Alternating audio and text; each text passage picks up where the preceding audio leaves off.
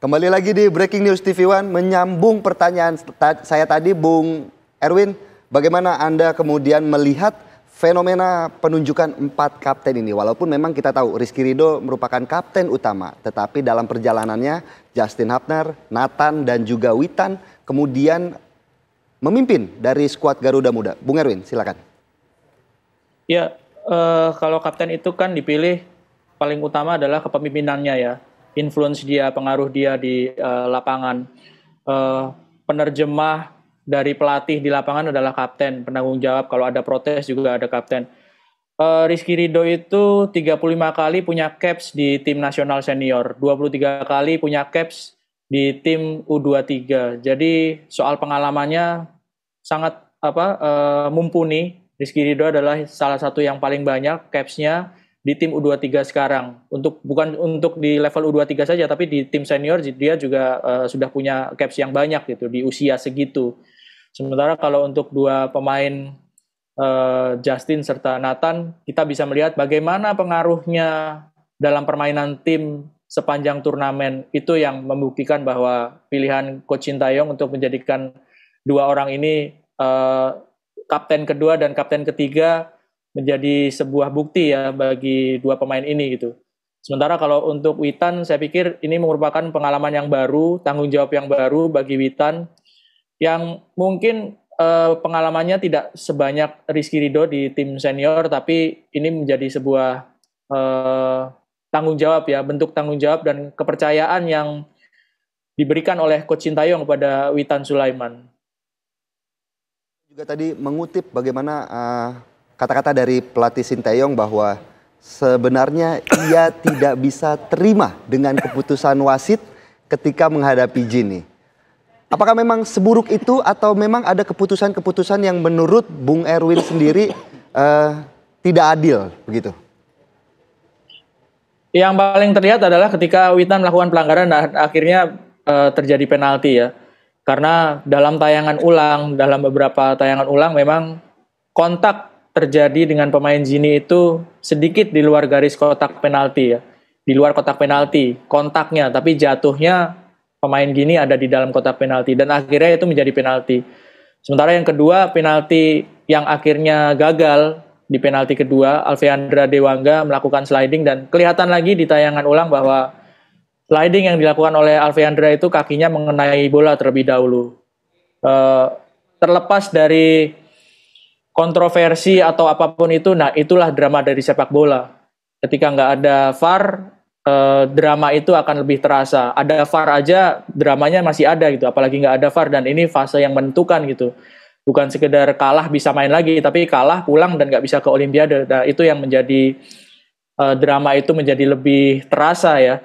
Tapi apapun itu ya, kejadian tersebut menjadi sebuah pelajaran terutama bagi pemain-pemain Indonesia, bagi seluruh elemen tim, bagi seluruh supporter Indonesia juga gitu ya, bahwa pemain sudah improve, permainannya sudah bagus, sudah keren, ya supporter dukungannya juga harusnya lebih keren gitu. Jadi itu bagian dari drama sepak bola dan yang harus diterima oleh siapapun di tim dan supporter Indonesia. Baik, Bung Erwin. Ya pemirsa TV One, kami akan ajak Anda untuk melihat bagaimana update dari agenda Timnas U23 Indonesia saat tiba di Indonesia saat ini. Dan kita sudah terhubung dengan reporter kami Laura Luis yang siap mengabarkan. Laura, apa kemudian agenda dari Timnas U23 hari ini setelah tiba di Indonesia? Ya, selamat pagi pemirsa, dari informasi yang kami dapatkan sementara ini setelah tiba di tanah air pada sekitar pukul 7 waktu Indonesia Barat tadi dan telah melakukan proses pengalungan dan juga ada wawancara sejenak dengan awak media, Timnas Indonesia U23 beserta pelatih dan juga tim ofisial langsung menaiki bis dan juga mobil yang membawa mereka menuju ke hotel atau menuju ke tempat mereka beristirahat sejenak setelah sekitar 17 jam menempuh perjalanan dari Paris menuju ke Indonesia, yang mana ini mereka berangkat kemarin sekitar pukul 9 waktu setempat atau pukul 14 waktu Indonesia Barat dan telah menempuh perjalanan sekitar 17 jam untuk sampai ke Indonesia. Kemungkinan saat ini mereka akan beristirahat sejenak di hotel atau di tempat mereka beristirahat, dan namun informasi yang kami dapatkan memang telah dipersiapkan serangkaian acara seperti acara penyambutan untuk timnas U23 atau untuk Garuda Muda ini, di mana Kemenpora ini menyerahkan kepada PSSI acara penyambutan seperti apa yang akan dilakukan untuk para Garuda Muda ini yang telah mencurahkan semangat,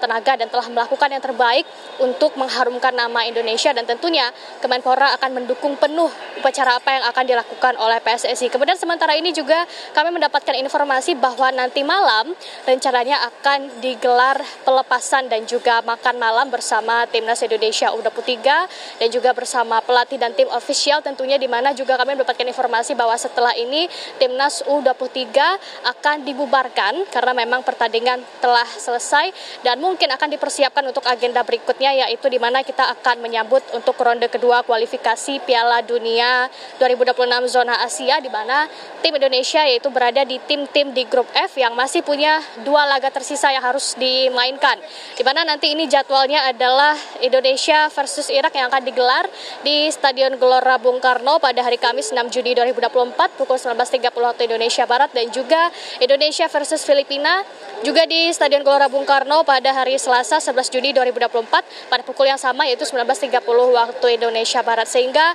pada malam nanti diperkirakan akan ada makan bersama sekaligus penyambutan dan juga pelepasan atau pembubaran terhadap timnas U23 atau timnas Indonesia ini kepada para Garuda. Tadi kami melihat pemirsa, walaupun saat ini timnas Indonesia belum berhasil meraih kemenangan, namun kami melihat wajah-wajah dari pemain timnas U23 atau para Garuda ini terlihat gembira datang kembali ke tanah air setelah melakukan berbagai usaha untuk mengharumkan negara Indonesia, dan tentunya kita tetap bangga dengan perjuangan yang telah dilakukan oleh timnas Indonesia U23. Sementara kembali ke studio.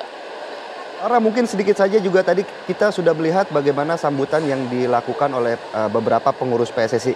Namun apakah ada kemudian tamu-tamu penting yang hadir di acara tadi di Bandara Soekarno-Hatta? Sesaat lagi, Laura, jangan dijawab dulu. Breaking News TV One akan kembali untuk Anda.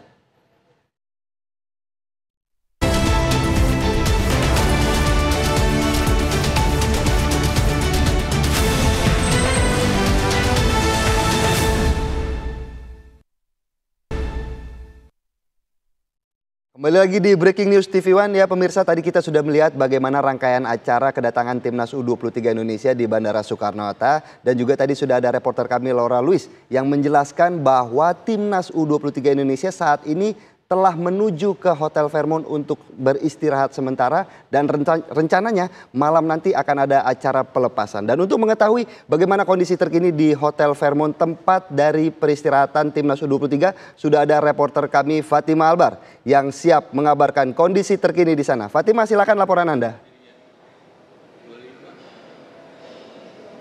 Ya, Philip dan juga pemirsa, memang rombongan timnas U23 kita sudah menuju di tempat saya melaporkan saat ini di Hotel Fairmont Jakarta.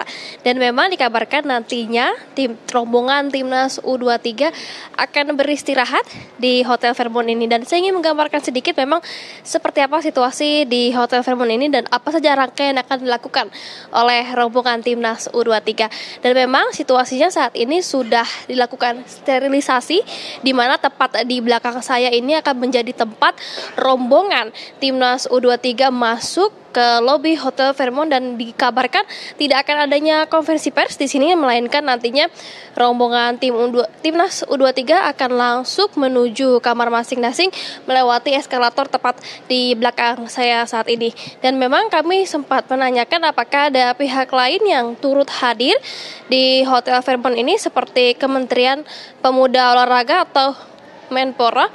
Tadi kami sempat menghubungi langsung ke Menpora di Toria Tejo apakah akan turut hadir dalam penyambutan kehadiran timnas U23 di Hotel Fairmont. Namun kami dikonfirmasikan oleh Menpora bahwa memang ini merupakan acara internal PSSI sehingga nanti tidak akan ada pihak eksternal dari pemerintah yang turut hadir selain pihak PSSI yang akan hadir di Hotel Fairmont ini. Dan memang dikabarkan juga tidak ada seremonial besar, hanya akan ada sarapan bersama dengan para rombongan timnas U23, kemudian dilanjutkan makan siang dan nantinya kemungkinan nanti malam akan dilangsungkannya pelepasan. Tapi kami masih mengkonfirmasi apakah nantinya acara pelepasan tersebut akan dilaksanakan. Sementara itu, Philip. Baik Fatima, mungkin bisa sedikit ditambahkan apakah ada perwakilan dari orang tua dari atlet ataupun pemain timnas U23 yang juga menyambut di Hotel Fairmont? Di lobi dari tempat tadi saya masuk hingga lobi kedatangan memang tidak terlihat adanya keluarga maupun kerabat dari rombongan timnas U23. Memang dikabarkan ini acara internal PSSI bersama dengan tim pelatih maupun para pemain. Dan juga kami tidak melihat adanya spanduk maupun papan penyambutan. Jadi sehingga kemungkinan nantinya para rombongan timnas U23 tiba di Hotel Fairmont ini hanya untuk beristirahat. Kemudian nanti sarapan ramah tamah bersama dengan internal PSSI, rombongan timnas U23, kemudian juga para tim pelatih, baru nanti akan diadakan yang makan siang bersama. Dan untuk malam sendiri, ramah tamah sendiri ini masih sifatnya situasional. Kami akan terus mengkonfirmasi karena dikabarkan setelah makan siang para timnas U23 ini bisa atau diperbolehkan untuk pulang kembali ke rumahnya masing-masing atau bisa stay atau tetap tinggal di Hotel Fairmont, karena dari pihak PSSI sendiri menyediakan Hotel Fairmont ini 1 malam untuk tempat peristirahatan para rombongan timnas U23 sebelum kembali ke rumahnya masing-masing. Jadi memang situasi di sini tidak terlihat adanya dari pihak keluarga maupun supporter yang menunggu di Hotel Fairmont, karena memang sekali lagi kami informasikan bahwa ini acaranya bersifat internal PSSI bersama dengan rombongan atau para pemain dari timnas U23 kemudian juga para tim pelatih. Baik, terima kasih Fatima Albar atas laporannya dari Hotel Fairmont, tempat istirahat dari para pemain timnas U23. Saya sekarang akan mengajak Anda pemirsa untuk kembali berbincang-bincang dengan Bung Hardiman Koto dan juga ada Bung Erwin. Tapi saya mau ke Bung Hardiman. Bung Hardiman, bagaimana kemudian melihat beberapa pemain, tadi kita sudah melihat Marcelino dan sepertinya tidak ada pemain diaspora. Apakah sebenarnya pada kemana para pemain, bisa dijelaskan? Tapi tahan dulu Bung Hardiman. Setelah jeda berikut ini, pemirsa Breaking News TV akan kembali sesaat lagi.